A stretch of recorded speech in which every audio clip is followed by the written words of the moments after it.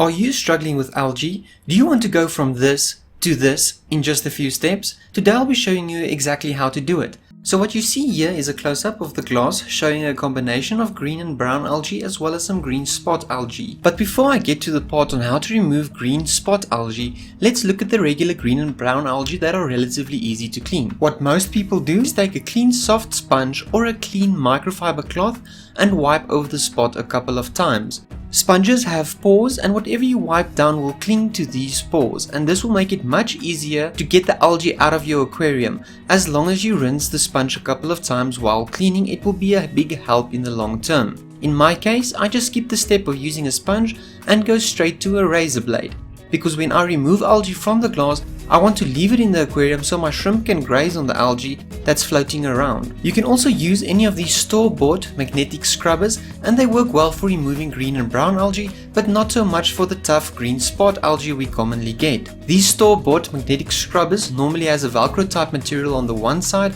and a microfiber material on the other side, so it cleans the glass on both sides, and you can use whichever part you prefer. But guys, after almost 10 years experience in aquarium keeping, there's a lot of things I've learned. But one of the things I wish I started doing earlier is using a razor blade to clean the side of the tank. Don't get me wrong, the magnetic scrubbers do work well if you don't want to get your hands wet or when your aquarium is deeper than your elbow, but they don't clean properly or as fast as a razor blade. So why do I use razor blades? Well, watch this. No scrubbing, just go over the spot once or twice.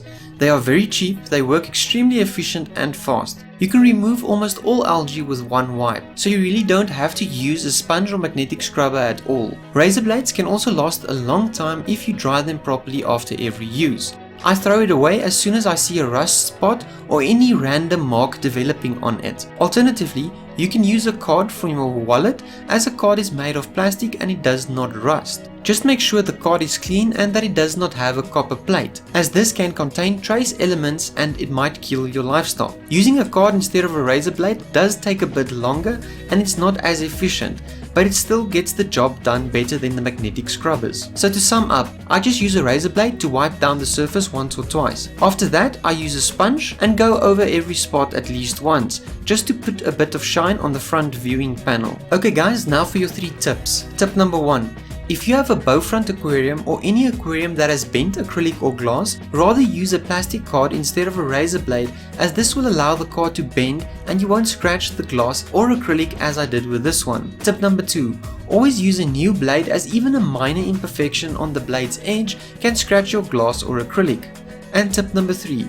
Make sure you dry your razor blade properly after use. Also, do not keep it in the bathroom or fish room, as both of these places have high humidity levels and they tend to have a higher probability to rust. When you see rust, throw it away. And your bonus tip is to clean your razor blade even if it's new. It most likely has an oily residue from the factory to prevent rust, but medical alcohol pads found at your local pharmacy can clean this very easily. Just make sure you rinse the blade before you add your blade to your aquarium to remove any alcohol and avoid the fish or shrimp getting intoxicated. So there you have it. To clean my glass, I just use a razor blade and then wipe it off with a sponge. But that's it for this video guys. If this video sucked, you know what to do, but if it was awesome, get subscribed, press that like button and check out our other videos. I really hope you guys learned something today, and as always, keep it shrimple.